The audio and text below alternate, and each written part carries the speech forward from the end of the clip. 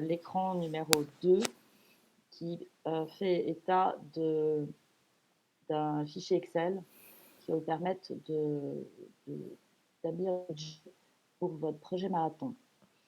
Donc, un budget prévisionnel pour un projet, ça consiste à prévoir le plus précisément possible l'ensemble des dépenses et des recettes pour votre projet. Donc, vous avez ici un document qui explique les différentes dépenses. Donc, vous avez les dépenses d'investissement. Qu'est-ce que c'est que les dépenses d'investissement? Ce sont essentiellement des biens durables utilisés pour plusieurs exercices.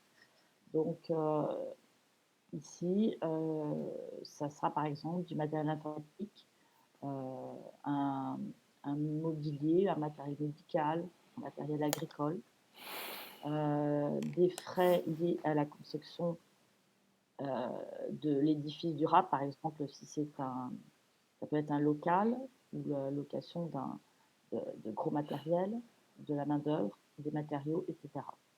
L'importance d'investissement, c'est ce que vous allez chiffrer par rapport au fait que ce projet peut disons, ce sont des biens durables utilisés peut-être pour ce projet, mais aussi pour un autre projet ultérieur. Les dépenses de fonctionnement, c'est tout ce qui concerne toutes les autres dépenses qui vont être évaluées sur une année. Donc, ça va être les frais de personnel, les frais de transport, la nourriture, l'hébergement, tout ce qui est facture d'eau, d'électricité, de téléphone. Tout le monde entend bien et tout le monde a pu reprendre. J'aimerais être sûre que tout le monde est bien branché, puisque là, je suis en train d'expliquer le budget et que vous aurez à le rendre pour votre projet marathon. J'espère que tout le monde est bien pris après cette pause. Alors, les dépenses de fonctionnement seront beaucoup plus tout ce qui concerne le fonctionnement de votre projet. Et enfin, vous avez un troisième poste que j'ai indiqué, c'est les dépenses valorisées. Les dépenses valorisées, c'est tout ce qui va permettre d'être chiffré par le porteur de projet, mais qui sont en général, qui correspondent à un travail bénévole effectué pour la réalisation du projet. Alors pourquoi j'ai indiqué ce poste? Parce que là, je me place dans un projet beaucoup plus global et un cadre plus général où je veux vous faire prendre conscience que si on fait un projet, par exemple, dans le cadre d'un projet d'une association, eh bien, on verra que dans les associations, il y a souvent du bénévolat et que le bénévolat, il faut qu'il puisse apparaître ou en tout cas être chiffré parce que ça permet de faire des économies. Mais si on devait payer une personne qui fasse ce travail à la place du bénévole, eh bien, c'est intéressant d'avoir une idée de son prix et de son coût. C'est la raison pour laquelle c'est quand même utile d'avoir à l'esprit la valeur de la personne qui est bénévole. Alors, ensuite, vous avez les frais de gestion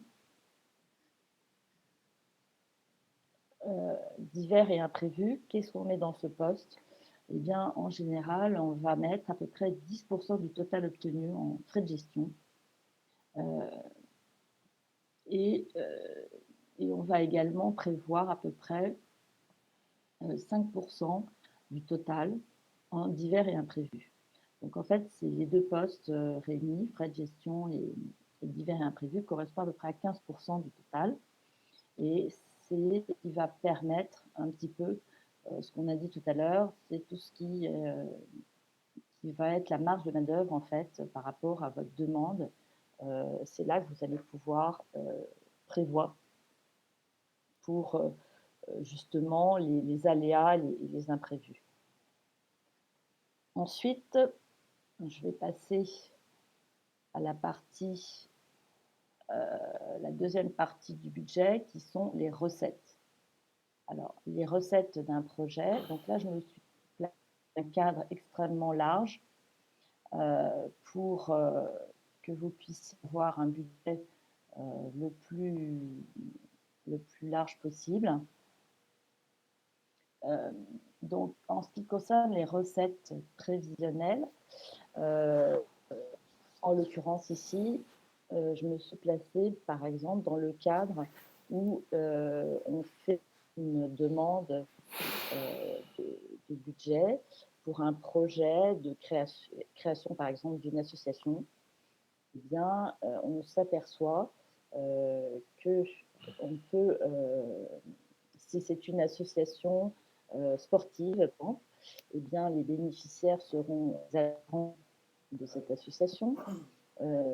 Elle est forcément attachée à une collectivité locale, c'est-à-dire elle est en général située dans une ville, et donc la mairie de cette ville va pouvoir peut-être éventuellement prêter un local ou au contraire mettre à disposition un équipement sportif. Donc il va y avoir des ressources locales qui vont pouvoir être chiffrées. Ensuite, vous avez le deuxième pavé qui s'appelle les ressources propres. Les ressources propres, c'est ce que vous apportez au projet. Donc là, ça va être effectivement, c'est l'autofinancement apporté par l'association. Donc c'est une preuve d'implication à la fois du responsable et des membres du projet. Et ensuite, vous avez je vous ai mis un pavé sur les subventions publiques. Quand on fait un projet, et bien parfois, il arrive qu'on sollicite un financement qui peut être financement de l'innovation pour un projet innovant auprès d'une région, par exemple, ou bien auprès d'un général, donc ça concerne le département.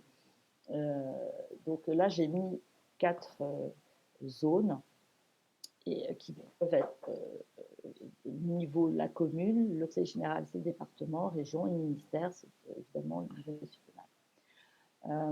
Et le dernier pavé que j'ai donc indiqué, ce sont les ressources privées.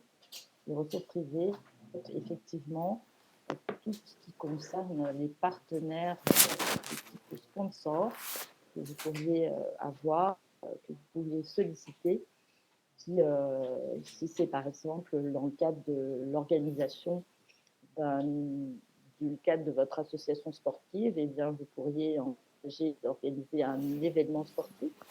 Et l'événement sportif pourrait être sponsorisé par une entreprise ou une fondation. Donc, je vous ai mis donc, ces différents éléments. Et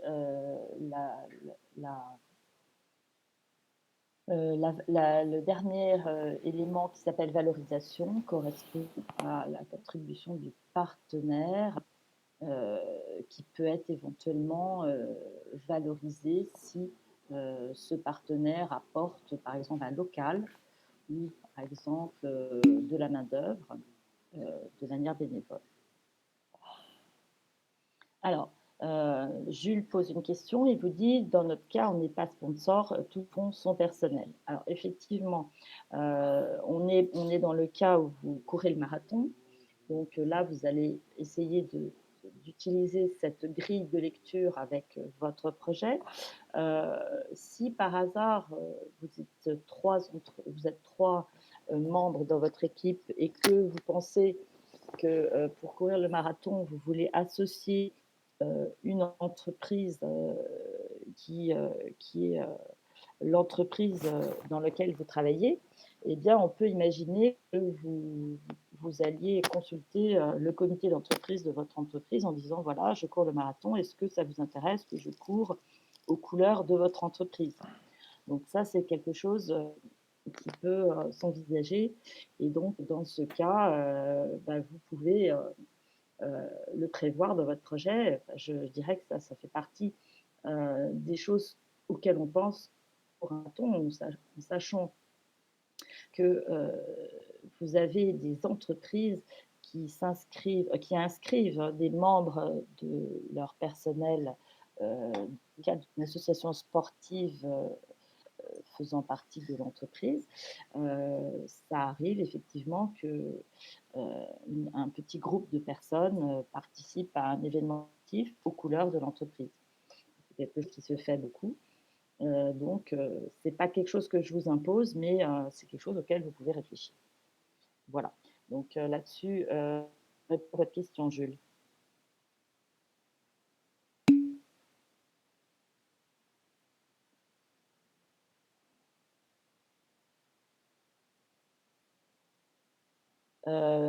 Effectivement, vous avez tout à fait raison. Dans votre scénario, vous pouvez mettre dans le macro-planning que vous avez sollicité peut-être des sponsors et après, en fonction effectivement de la réponse, vous pourrez ou non le mettre dans votre budget. Ce qui est intéressant, c'est d'essayer d'anticiper au maximum les possibilités que vous auriez dans votre projet marathon, d'équilibrer vos recettes et vos dépenses. Là, j'ai prévu un budget sur fonds propres et également sur lequel les recettes seraient essentiellement les fonds propres. Maintenant, libre à vous de prévoir un sponsor et éventuellement de mettre les moyens, mais d'expliquer comment vous allez vous y prendre pour éventuellement avoir un sponsor.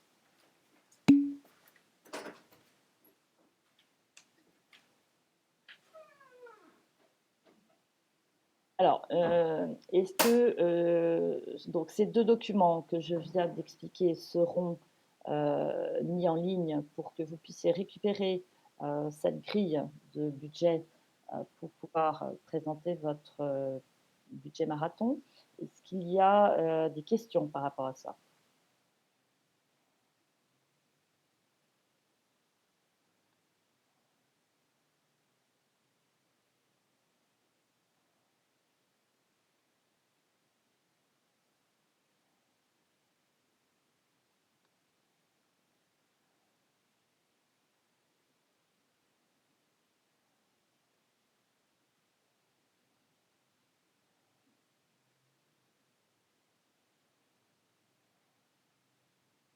Pas de questions, donc ça veut dire que ça a été très clair, que vous êtes au point pour pouvoir remplir ce budget.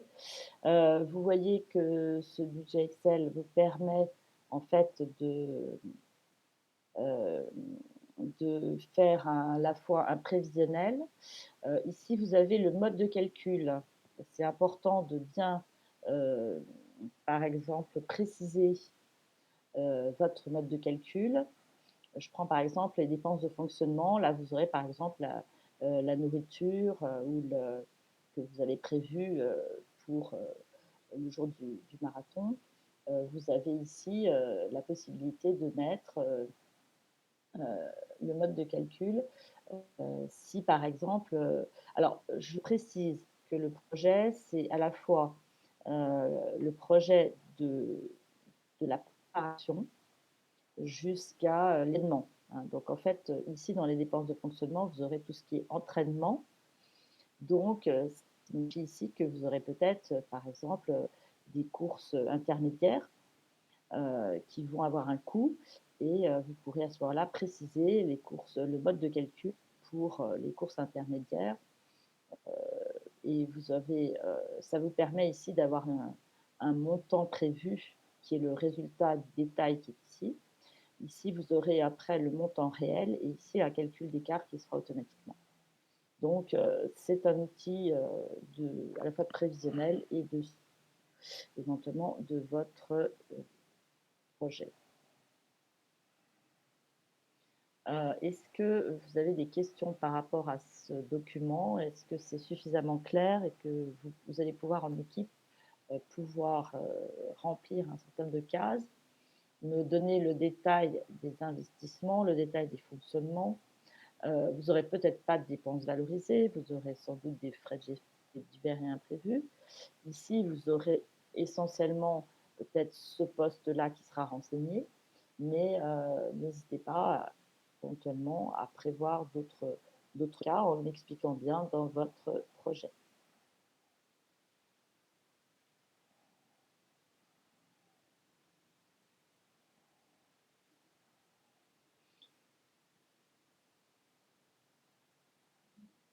Donc, étant donné que vous avez pas mal de choses à faire, je vous propose, s'il n'y a pas de questions et qu'il est 10h47, je vous propose de, euh, de rester à votre écoute. Je vais le mettre en ligne et vous allez pouvoir le récupérer. J'ai prévu la petite case, mais pour l'instant, ils ne sont pas dedans parce que je voulais d'abord les présenter. Je vais vous les mettre. Euh, il sera en ligne dans la boîte qui s'appelle Outils budget. Et vous aurez ce fichier Excel et également le fichier Word que je viens de présenter. Voilà. Donc, voilà. Je vous propose de terminer votre macro planning. Il vous reste à peu près 1 heure. Et si vous voulez avancer sur le projet marathon, libre à vous. Je pense que ce matin, je ne vais pas aller plus loin dans le cours, étant donné que je préfère répondre à vos questions si vous avez besoin et vous permettre de travailler sur votre projet marathon.